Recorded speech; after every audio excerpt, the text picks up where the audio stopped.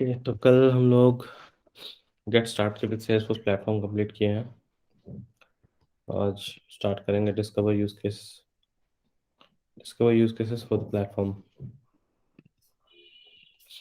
अब यहाँ पे जैसा कि लास्ट टाइम बताए थे कि हर यूनिट का ऑब्जेक्टिव से स्टार्ट होता है, तो उसका आज का ऑब्जेक्टिव है after describe sample use cases for the platform और discover reasons for using the platform across multiple departments.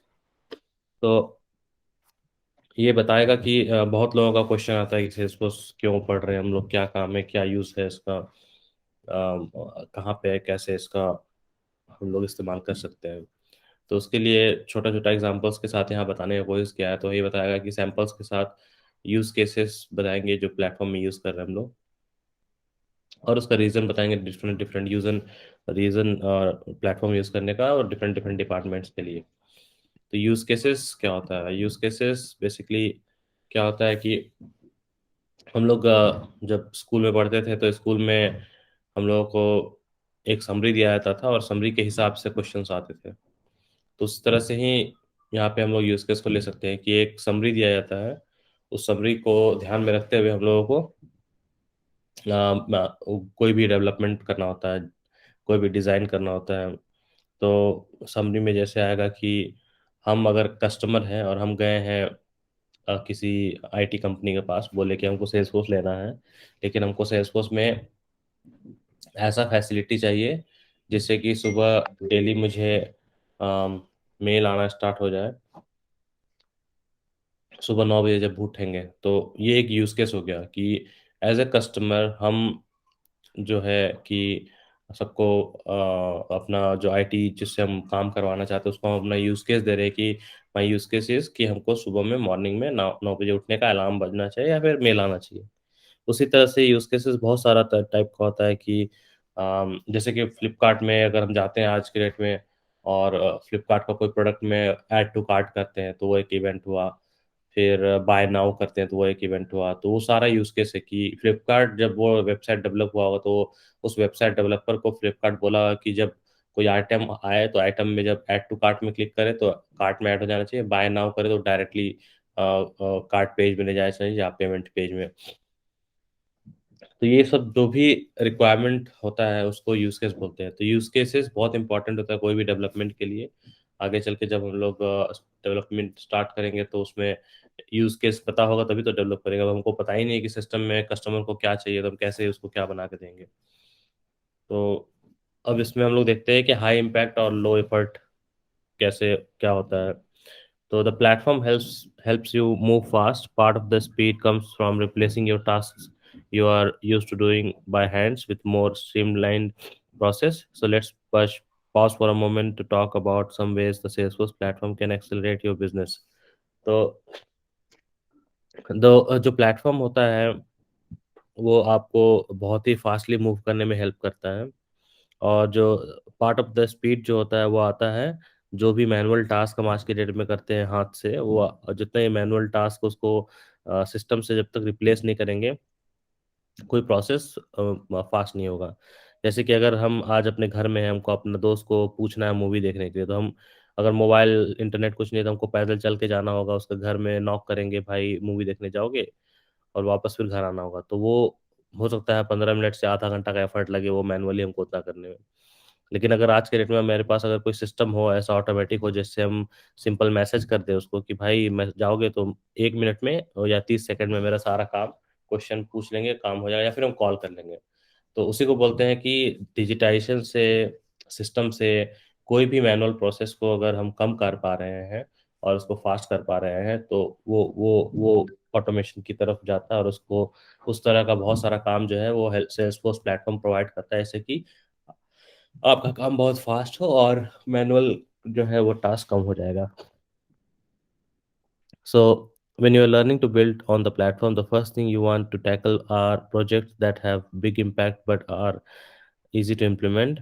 While that sounds idealistic, the platform gives you lots of opportunities to make big changes with minimal effort.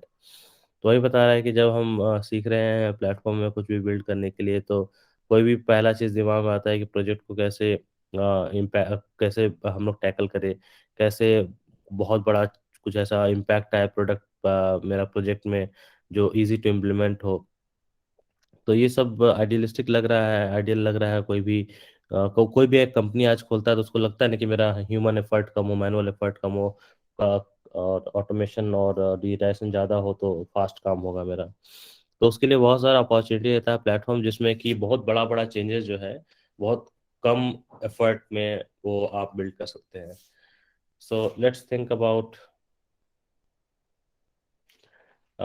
think about an example from Dreamhouse. Michelle and her fellow brokers often use email to discuss particular properties. Sometimes Michelle participates in multiple threads discussing the same property, and that can get confusing. Between all the emails, details get lost, and when brokers overlook a detail, they can miss out on a sale or make a mistake that impacts the buyer. तो यहाँ पे बता रहा है कि एक example लिया है कि अब हम लोग लास्ट यूनिट में ही पढ़े कि ड्रीम हाउस जो रियल एस्टेट बिजनेस है उसका एग्जांपल में अब हम लोग कुछ कुछ यूनिट करेंगे, बाकी तीन जो था कंपनी उसके एग्जांपल से भी बहुत सारा चीज करेंगे।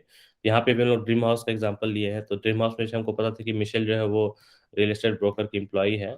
वो क्या करती है कि वेरी ऑफन वो ईमेल से बहुत ज़्यादा वो ईमेल से कम्युनिकेट करती है अपने सारे फेलो कोवर्कर्स से और कस्टमर से।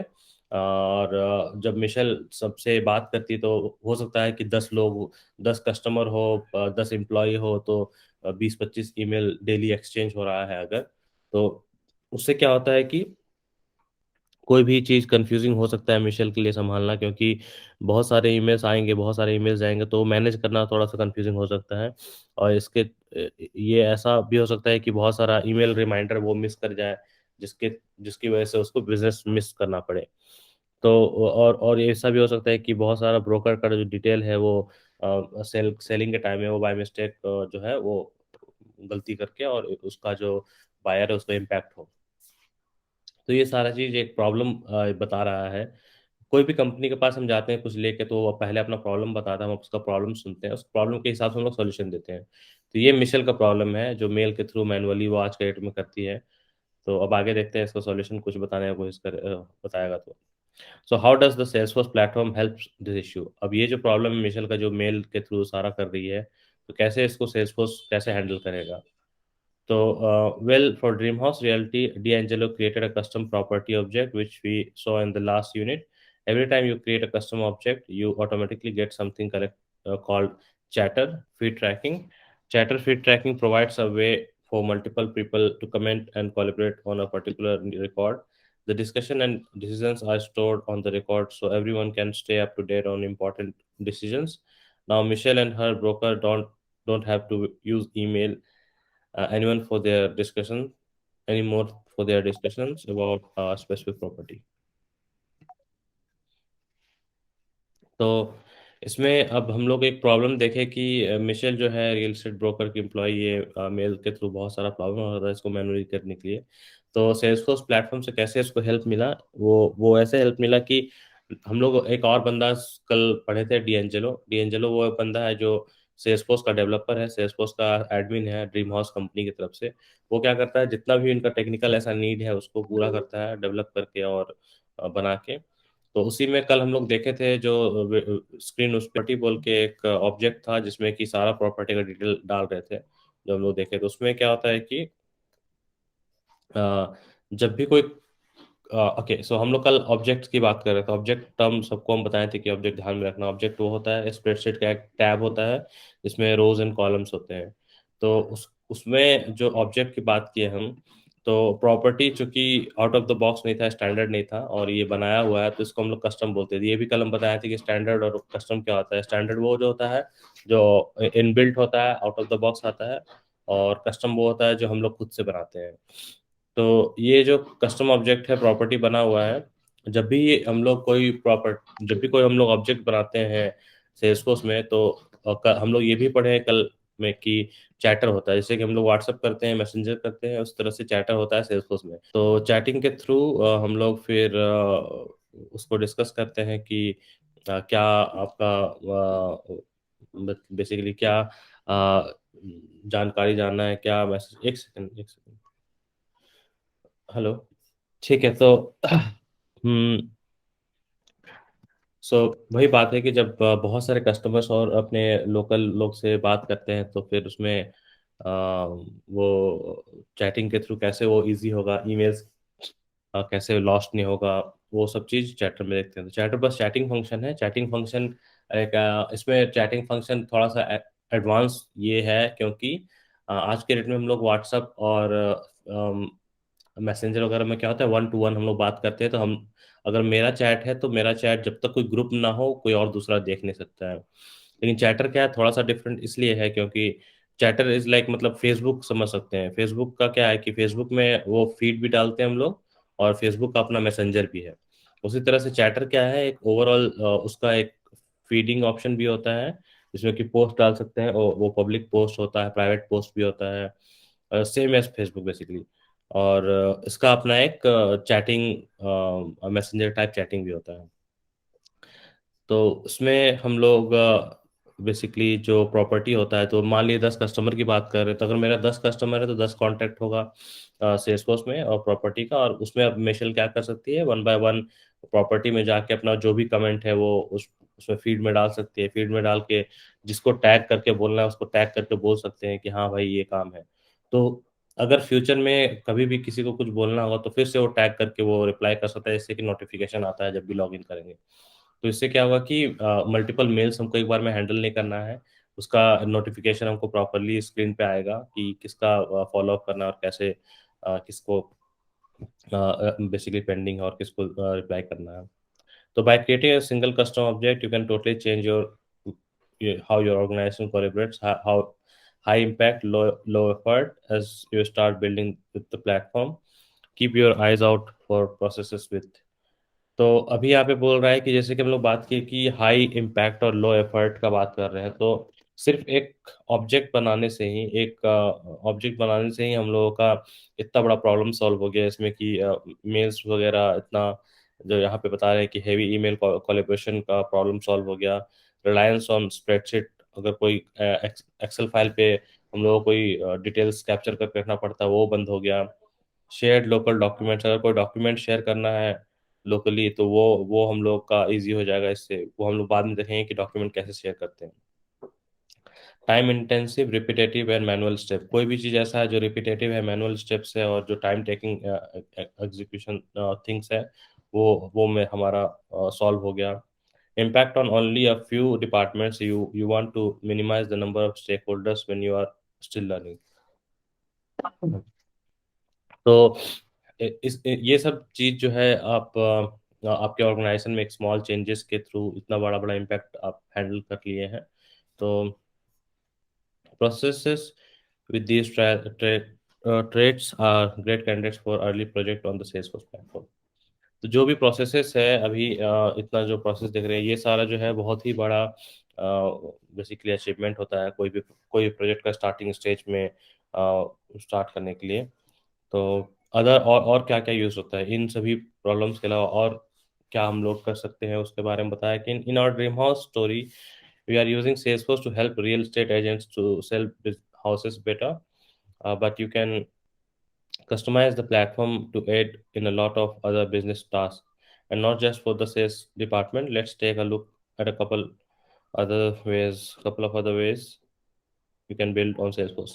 तो अब बता रहा है कि ड्रीम हाउस जैसे कि हम लोग स्टोरी चूज़ किए हैं, ड्रीम हाउस का एग्जांपल लिए हैं, तो ड्रीम हाउस में जो ऐप बना हुआ है ड्रीम हाउस, वो सेल्सफोर्स कैसे हेल्प कर रहा है रियल एस्टेट एजेंट लोगों को घर बेचने में थोड़ा-सा बेटर वे में और कैसे हम लोग उसको और कस्टमाइज़ कर सकते हैं, कैसे हम लोग उसको और तोड़-मरोड़ के और अच्छा बना सकते हैं, जिससे कि बिज़नेस का जो बाकी जो टास्क होता है क्योंकि रियल एस्टेट में सिर्फ़ इतना ही नहीं ना है कि घर बेचना है, वो एक घर बेचने के लिए बहुत सारा टास्क होता है, तो वो सारा टास्क को कैसे हैंडल करते हैं, कैसे बाकी और डिपार्टमेंट्स को हम करेंगे। कोई भी एक कंपनी खुलता है, तो एक कंपनी में बहुत सारा डिपार्टमेंट होता है।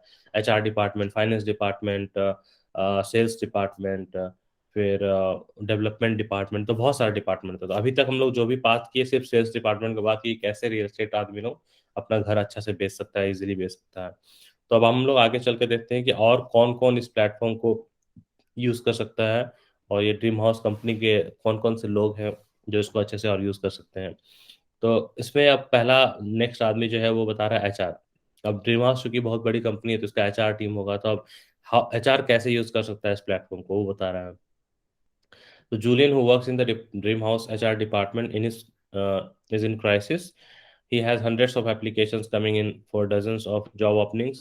Once applicants are hired, Julian has to set up a training and submit hardware request. All this activity creates a lot of data, and Julian is struggling to manage it all. तो बता रहा है कि Julian जो है ड्रीमहाउस HR department से है और वो क्राइसिस में है। क्यों क्राइसिस में है? क्योंकि डेली और मे बी वीकली और monthly hundreds and hundreds of application उसके पास आ रहा है और जिसमें बहुत सारा जॉब ओपनिंग्स के लिए वो एप्लीकेशन आ रहा है और जब वो हायर करेगा जो आदमी लोगों का एप्लीकेशन उन लोगों को जब हायर करेगा तो उन लोगों को ट्रेनिंग भी देना है और उन लोगों को हार्डवेयर मतलब लैपटॉप और डेस्क फोन वगैरह ये सभी प्रोवाइड करना है। तो ये सारा एक्टिविटी जो है अब इतना सारा डेटा जो है ये सब चीज़ को मैनेज करने के लिए जूलियन बेचारा अकेले स्ट्रगल कर रहा है, कैसे मैनेज करेगा? तो अब देखो जो डीएंजेलो है जो ड्रीम हाउस कंपनी का जो एडमिन डेवलपर है वो आया उसको रेस्क्यू करने के लिए। रेस्क्यू ऑपरेशन में क्या कर रहा है कि using the Salesforce platform DeAngelo can create a custom app that helps Dream Houses HR employees streamline and automate the hiring and onboarding process. Here are some things the custom app can do.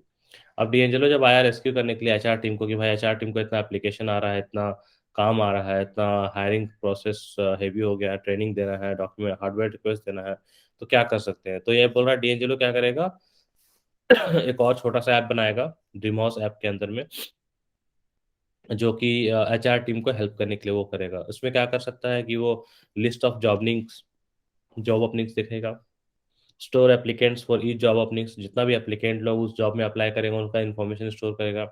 Send automated reminders to the hiring manager जितना भी hiring manager होगा उन लोगों को automatic reminder भेजेगा। Store oriented and training plans अब बहुत सारा ट्रेनिंग प्लान्स और मैनेजेबल ट्रेनिंग प्लान सबको ओरिएंटेड ट्रेनिंग प्लान सबको sorry orientation and training plans जो होता है वो सारा स्टोर करेंगे हम लोग इस ऐप में। फिर जितना भी इक्विपमेंट है वो सारा इक्विपमेंट को ऑर्डर करेंगे उसको मैनेज करेंगे। फिर जितना भी एम्प्लॉयज़ है उसका जो टाइम शीट होता है जो आज आ रहा है कल नहीं आ रहा है जो भी टाइम शीट है उसको फिर मैनेज करेगा टाइम शीट को। तो ये सारा काम वो एचआर डिपार्टमेंट के लिए करेगा वो डीएंजेलो अपने उस सेल्सफोर्स में बिल्ड करेगा। Like any app build on the platform, the HR app D'Angelo creates is available for the Salesforce mobile app. That way, HR reps can manage applicants and new hires whenever reps are in the office or off to a recruiting fair. Cool. Okay so यहाँ पे बता रहा है कि जैसे कि dream house एक बहुत बड़ी कंपनी है उसके अंदर हम लोग सेल्स के लिए एक डिज़ाइन बना सेल्स का टीम बेचने के लिए उसी तरह से एचआर के लिए अलग से एक डिज़ाइन बना और एक अलग से ऐप बना तो अब क्योंकि हर एम्प्लॉय को हर चीज़ दिखना और हर चीज़ करना तो पॉसिबल मतलब अलाउड नहीं है ना अब हम एचआर है तो हमको सेल्स का क्यों कोई काम दिखेगा चाहे आईटी का कोई काम क्यों देखना होगा हम एचआर है तो हमको एचआर से रिलेटेड देखना है उसी तरह जब सेल्स का अगर हम सही से तो हमको सेल्स से रिलेटेड दिखना चाहिए एचआर से रिलेटेड तो देखने का कोई जरूरत नहीं है तो इसीलिए ये सेपरेट ऐप बना दिया क्योंकि ये जो ऐप होगा ये सिर्फ एचआर और एचआर की टीम वाले ही यूज करेंगे इसको बाकी किसी से मतलब नहीं होगा तो यही है और ये सारा प्रॉब्लम सॉल्व करेगा तो ये सब भी जो एक एग्जांपल है कि सेल्सफोर्स क्या है सेल्सफोर्स कैसे यूज करते हैं सेल्सफोर्स को क्यों यूज करते हैं तो ये सारा क्वेश्चंस का आंसर इन सभी यूनिट में दिया हुआ है और इसी को समझेंगे अगर हम लोग डिटेल में कि हाँ अच्छा ऐसे ऐसे यूज हो रहा है तो इसको हम लोग ब्रॉडली फिर आगे जैसे जैसे धीरे जाएंगे तो समझेंगे कैसे फिर इसको सेल्सफोर्स में इम्प्लीमेंट कैसे करते हैं इसको एक्चुअली यूज कैसे करते हैं वो भी धीरे धीरे समझेंगे हम लोग अब नेक्स्ट नेक्स्ट टीम जिसको यूज में आने वाला है वो है IT IT can use this platform over in IT Regina is also feeling the burn she is getting a million IT tickets coming in every minute and everyone's problem seems to be urgent who could she possibly ask for help with this torrent of tickets okay तो यहाँ पे Regina जो है एक IT team की बंदी है और उसको बेसिकली बहुत सारे टिकट्स मिल रहे हैं अब टिकट्स क्या होते हैं कि आज के डेट में अगर मोबाइल में कोई भी प्रॉब्लम होता है तो हम लोग क्या करते हैं सबसे पहले अपना मोबाइल प्रोवाइडर को फ़ोन करते हैं लाइक एयरटेल जियो और वाट एवर जब हम लोग कॉल करते हैं उसको तो वो लोग क्या करता है कंप्लेन रजिस्टर करता है कंप्लेन रजिस्टर करने के बाद एक कंप्लेन नंबर देता है क्या बोलेगा कि हाँ सर आपका ये कंप्लेन दर्ज हो गया है और ये आपका एक कंप्लेन नंबर है आप लिख लीजिए इसको तो वो जो कंप्लेन नंबर और कंप्लेन जो लिखते हैं वो कोई तो देखता होगा क्योंकि वो क्या बोलते हैं उसको जो भी जो जो तो कॉलिंग जो रिसीव कर रहा है वो लोगों का तो काम सिर्फ इतना ही है कि वो लोग का जो भी कॉल रिसीव कर रहे हैं डेली, सब कंप्लेन को लिए सुने और कंप्लेन को सुन के उस कंप्लेन को लिख के और उसका एक टिकट जनरेट करके दे दिए और उसका एक कंप्लेन नंबर जनरेट करके दे दिए और बाकी फिर उसको पास ऑन कर दिया आगे जो उस टिकट को एक्चुअली में देखेगा और सॉल्व करेगा। ठीक है। तो कॉल सेंटर वालों का काम हुआ टिकट जनरेट करना, टिकट लिखना और बाकी टिकट को आगे बढ़ा देना, बाकी आगे जो भी उसका अप्रोप्रिएट आदमी होगा उसको वो चेक करेगा और चेक करके उसको फिर बताएगा कि हाँ ये कैसे उसको सॉल्व करना है। तो इसी तरह से रेजिना जो है आईटी की मेनली मान लीजिए वो हेड है, वो क्या कर रही है कि उसको डेली वैसा वैसा बहुत सारा कंप्लेंट टिकट्स रेज हो रहा है। अब millions of millions ticket raise हो रहा है डेली और ओके एवरी मिनट रेज हो रहा है और सबका प्रॉब्लम जो है वो सॉल्व करने में सबका प्रॉब्लम जो है अर्जेंट है। अब डेली लोग फोन कर रहे हैं, इंटरनेट चल नहीं चल रहा है, बैलेंस कट गया है, तो सबका अर्जेंट ही एक तरह से इंडिविजुअल्स के लिए। तो कैसे वो इतने सारे चीज पे सॉल्व करेगी और इतना टिकट का फ्लो को संभालेगी कैसे। तो you guessed it, his friendly neighbourhood Salesforce admin DeAngelo. वो जो है कौन हेल्प करेगा भाई, तो अब डीएंजेलो ही है यहाँ पे सेल्सफोर्स का जो एडमिन है जो ड्रीम हाउस का, और वो सारा सेल्सफोर्स का काम संभाल रहा है। अब ये डीएंजेलो क्या करेगा, when you when you build your IT ticketing system in the same place as your CRM, you get a lot of benefits. All your users and their information are already there. You can track cases per user and promote collaboration between IT and employees. Here are some other ways to streamline IT using the Salesforce platform. अब यहाँ पे क्या बोल रहा है कि चूंकि dream house company already Salesforce use कर रहा है और और चूंकि ये लोग सेल्सफोर्स ऑलरेडी यूज कर रहा है, सेल्सफोर्स के अंदर सारे कस्टमर का इन्फॉर्मेशन है। अब जब सब कार्य सारे सारे कस्टमर्स का इन्फॉर्मेशन ऑलरेडी अवेलेबल है सेल्सफोर्स में, तो टिकटिंग सिस्टम यूज करना और भी आसान हो जाता है। तो इसमें क्या करते हैं हम लोग कि जितने भी यूजर्स हैं उसका हम लोग एक ऑब्जेक्ट पढ़े थे कल या परसों में, केस। केस का हम ऐसे ही एक एग्जांपल लिए थे, टिकट का ही एग्जांपल लिए थे, केस जो जनरेट होता है। तो इससे क्या क्योंकि हम लोग का सारा कस्टमर ऑलरेडी सेल्सफोर्स में है, dream house already Salesforce use कर रहा है, तो केस एक स्टैंडर्ड ऑब्जेक्ट है जिसको यूज करके हम लोग वो कस्टमर जब कंप्लेन करेगा तो सारा इन्फॉर्मेशन हम लोग कैप्चर कर लेंगे। ठीक है। तो उसको जब कैप्चर करने की बात आएगी तो जैसे कि हम लोग पढ़ रहे थे यहाँ पे उस दिन इंटरनेट नॉट वर्किंग एग्जाम्पल उस दिन, तो इंटरनेट नॉट वर्किंग एग्जांपल में अब हम कॉल किए, कॉल करके हम बोले इंटरनेट नॉट वर्किंग, हमको केस नंबर मिल गया, मोबाइल नंबर लोग रख लिया, रिजर्वेशन डेट हमको दे दिया। तो इसी तरह से जो रेजिना है उसका जो आईटी का जो बंदा है डी एंजेलो, ये एक ऐप बनाएगा, उस ऐप में इसी तरह का केसेस यूज करेगा जो केस ऑब्जेक्ट है जो कि स्टैंडर्ड है, और उसमें सारा इन्फॉर्मेशन स्टोर करेगा। और इसमें बहुत सारा ऑटोमेशन भी हो सकता है जो हम लोग आगे पढ़ेंगे। तो अभी यहाँ फिलहाल क्या देखना है हम लोगों को कि create reports and dashboards to aggregate and analyse request. अब देखो रिपोर्ट्स एंड डैशबोर्ड क्या होता है। रिपोर्ट्स एंड डैशबोर्ड अगर एक्सेल कोई बहुत ही अच्छा से यूज किया होगा तो उसको पता होगा कि एक्सेल में रिपोर्टिंग भी होता है जो हम लोग अपने कंपनीज में रिपोर्टिंग करते हैं। लाइक ये तो सिर्फ एक है तो उतना समझ में नहीं आ रहा। मान लीजिए यहाँ पे 10,000 20,000 केसेस होता है और हमको 10,000 20,000 केसेस का स्टेटस है, open, new, close, resolve, cancel, whatever, तो उसका हमको रिपोर्ट बनाना था। तो क्या करते हैं हम लोग, एक यहाँ पे डेटा में जाते हैं, एक जो भी इसका डेटा में नहीं, क्या होता है वो, आई थिंक किधर गया, Wait. जो हाँ, ये इस टाइप का जो हम लोग बनाते हैं मैप जो भी बनाते हैं, ये सब बना के हम लोग तुरंत रिपोर्ट जनरेट करके दे देते हैं। तो इससे रिपोर्ट जनरेट करने से क्या पता चलता है कि हाँ कितने ओपन है, कितने क्लोज वन है, कितने न्यू है। तो ये सारा चीज़ हम लोग को इस पाई टेबल से पता चल जाता है और चार्ट से। तो जितना भी पिवट चार्ट है इससे हम लोग ये ड्रॉ करके हम लोग बता सकते हैं। तो ये सिमिलर चीज Salesforce out of the box provide करता है। इसमें हम लोग को बनाना पड़ रहा है चार्ट, चार्ट बना के हम लोगों को सेलेक्ट करना पड़ेगा डेटा, और अकॉर्डिंगली हमको दिखेगा कि हाँ आपका किस क्या स्टेटस है। तो इसी तरह से सेल्सफोर्स में भी उसको हम लोग रिपोर्ट्स और डैशबोर्ड्स के थ्रू अचीव करते हैं। रिपोर्ट्स क्या होता है, कोई भी सिंगल ऑब्जेक्ट और उसका चाइल्ड ऑब्जेक्ट के थ्रू वो डेटा एनालाइज करके वो बता देगा आपको, और उसके बाद फिर मल्टीपल रिपोर्ट्स को लेके आप अपना डैशबोर्ड बना सकते हैं। तो ये हम लोग आगे चल के इसका बहुत बड़ा एक्सरसाइज हम लोग पढ़ेंगे, अलग से एक मॉड्यूल है इसका, हम लोग पढ़ेंगे क्लियरली। फॉर आज के डेट में हम लोग बस इतना जानना है कि रिपोर्ट एक एग्रीगेटेड सारा डेटा का एनालिसिस होता है जो हम लोग उसको देखते हैं एक बार में। Send confirmation emails when request are receive completed और अपडेटेड।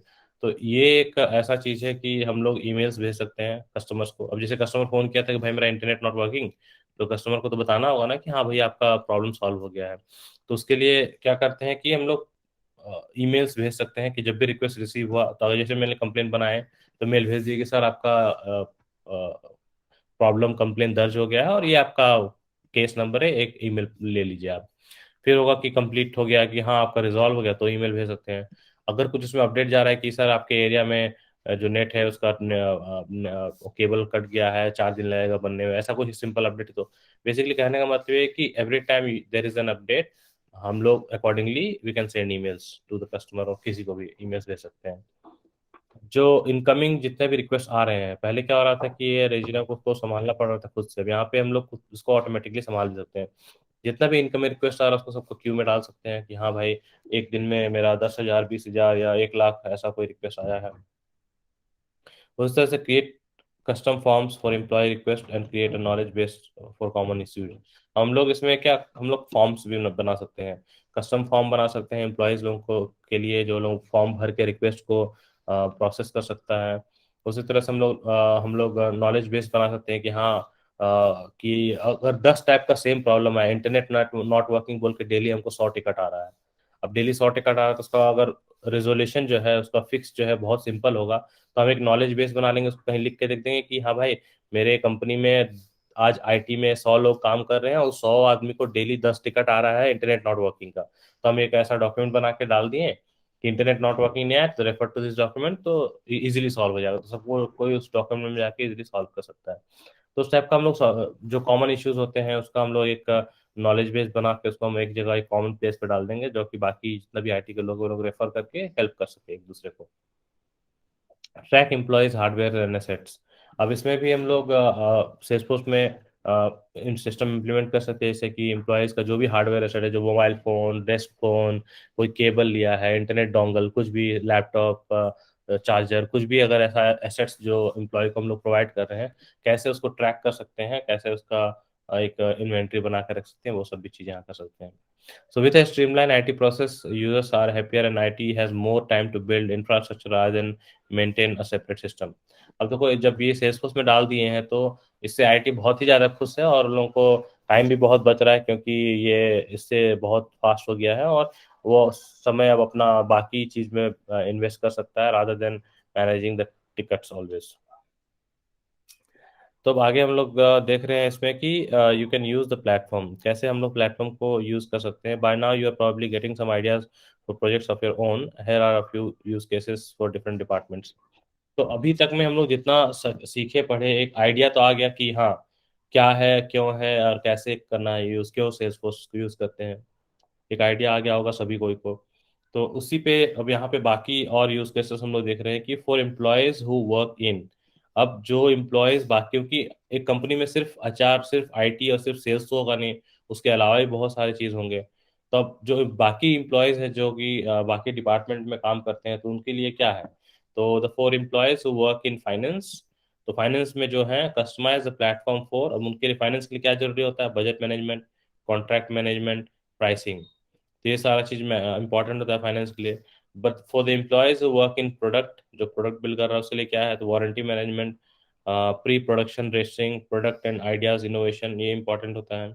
जो सप्लाई चेन में उन लोगों को क्या है, प्रोक्योरमेंट, वेंडर मैनेजमेंट, लॉजिस्टिक्स। तो हर चीज, हर आदमी, हर डिपार्टमेंट, लाइक ऑप्स ऑप्स जो है तो उसके लिए asset and facility management, merger and acquisition enablement, business agility. तो हर मतलब, हाँ ऑप्स का मतलब, अच्छा ऑप्स का मतलब हुआ जैसे कि कोई भी चीज जब हम लोग मार्केट में लाते हैं तो स्टेजेस में लाते हैं। तो फॉर एग्जांपल ये छोटा छोटा बिजनेस में नहीं दिखेगा, जैसे बड़ा बड़ा बिजनेस का अगर हम बात करें तो फॉर एग्जांपल जैसे कि अगेन हम फ्लिपकार्ट को ही लेते हैं फॉर एग्जांपल। जब फ्लिपकार्ट एक बहुत बड़ी कंपनी है, अब फ्लिपकार्ट कंपनी में क्या है कि उसका जो वेबसाइट जो बना हुआ है, उस वेबसाइट को बनाने के लिए एक टीम बना बैठा होगा, जो टीम उसको बैठ के बना रहा होगा। अब वो जब टीम बना रहा है तो उस टीम क्या बनाता है, हम लोग यूज केस देते हैं उसको। हम बोले कि आज मेरा फ्लिपकार्ट में हम 1,000 प्रोडक्ट बेच पा रहे हैं, अब पेज को इतना एफिशिएंट बनाओ, कल के डेट में हम 2,000 बेच सकें। अब उस टीम को हम दे दिए पेज बनाने के लिए, अब उसके अलावा उसको हम कुछ और काम देंगे तो वो ओवर बर्डन हो जाएगा। वो जो बाकी 1,000 पेज का चीज बनाना हो तो वो भूल जाएगा या फिर गलती करेगा। तो क्या होता है कि इसके लिए हर टीम का काम डिवाइड होता है। उसी तरह से फाइनेंस को हम दे देंगे, एचआर का काम तो वो कर नहीं पाएगा। तो जैसे कि हर टीम का अपना अपना काम डिसाइड होता है। एक बिल्ड करने वाला अलग होगा जो वेबसाइट बनाएगा, फाइनेंस का अलग, प्रोडक्ट का अलग, सप्लाई चेन का अलग, सेल्स का अलग। उसी तरह से ऑपरेशंस टीम क्या होता है, ऑप्स का ऑपरेशंस मतलब होता है, ऑपरेशंस टीम क्या होता है, कोई भी चीज हम बना रहे हैं जब होते हैं तो उसको हम लोग बोलते हैं कि स्टेजिंग हो रहता है, वो बिल्ड इन प्रोग्रेस चीज होता है। इन प्रोग्रेस चीज को तो हम डायरेक्ट कस्टमर को दे नहीं सकते हैं। अगर हम आज 10 पेज बना ही रहे हैं या फ्लिपकार्ट में डाल देंगे, मेन जो लाइव कर देंगे, तो बाकी सबको दिखेगा, अरे इनकम्प्लीट चीज दिखने लगेगा, सब हल्ला मचाएगा। तो क्या होता है कि एक होता है स्टेजिंग जहाँ पे हम लोग बिल्ड कर ही रहे होते हैं, जहाँ इन प्रोग्रेस आइटम होता है, वो चीज जो है वो डेवलपर लोग हैंडल करता है। और जो उसको उसको जो डेवलप करता है उसको इंजीनियर वो लोग हैंडल करता है। लेकिन जब कोई चीज लाइव हो जाता है, अब लाइव हो गया, रन हो रहा है, सारा कस्टमर देख रहा है, यूज कर रहा है, उस चीज का जब भी कोई प्रॉब्लम आता है ना, तो उसको हैंडल करने के लिए ऑपरेशन टीम होता है। तो ऑपरेशन टीम क्या होता है कि वो लोग जितना भी और ये एक एग्जांपल हो गया बेसिकली, ऐसा ऐसा बहुत सारा अलग अलग ऑपरेशंस होता है इसमें कि डिफरेंट डिफरेंट कंपनी का डिफरेंट डिफरेंट ऑपरेशंस होता है। ऑपरेशंस जो होता है वो लाइव कस्टमर्स हैंडल को डायरेक्ट हैंडल करता है, वहां पे जब कुछ समझेगा नहीं तब आगे फिर स्टेप बाय स्टेप आगे बढ़ेगा। उसी तरह से ऑपरेशंस टीम का डिफरेंट डिफरेंट काम होता है, डिफरेंट डिफरेंट बहुत सारा चीज उन लोगों के भी अंदर में बहुत सारा टीम डिवाइडेड होता है। तो वही है basically operations. So if you are looking for more inspiration, check out some other ways Salesforce customers are using the platform in the resources section। तो अब ये बता रहे हैं कि बहुत और भी कुछ जानना है, हम लोग को देखना है, तो हम लोग रिसोर्सेज सेक्शन में जाके इसको देख सकते हैं, पढ़ सकते हैं, समझ सकते हैं। तो ये यूनिट भी यहाँ पे खत्म हुआ है, और इस यूनिट से हम लोग बहुत कुछ सीखने को मिला कि सेल्सफोर्स एक्चुअली में कैसे किसी कंपनी को हेल्प कर रहा है, और क्या क्या मतलब on a very high level क्या क्या हम लोग अचीव कर सकते हैं सेल्सफोर्स से। तो वो हम लोग को यहाँ से समझने का मिला कि हाँ, एक एक ऐसा सॉफ्टवेयर है जिसमें कि जितना डिपार्टमेंट है, सारा डिपार्टमेंट का काम हैंडल हो सकता है, और सारा डिपार्टमेंट का हर काम हम लोग स्टोर कर सकते हैं, और हर चीज़ को हम लोग बेसिकली सिस्टम में ऑटोमेटिकली मोबाइल में भी और डेस्कटॉप में भी देख सकते हैं। तो सबको समझ में आया? इसमें कोई क्वेश्चन किसी को और?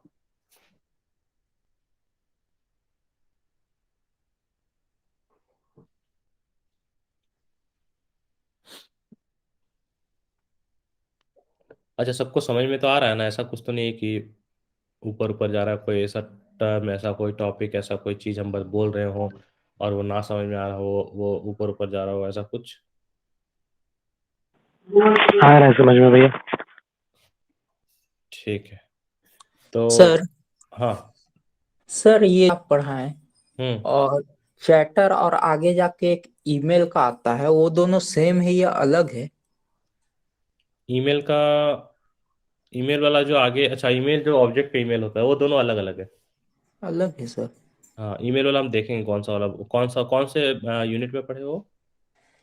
सर वो सर मैं लैपटॉप ऑफ हो गया है, इसे हम देख अच्छा, नहीं पा वो वाला जो भी यूनिट है ना, यूनिट का नाम या फिर उसका लिंक पेश कीजिएगा।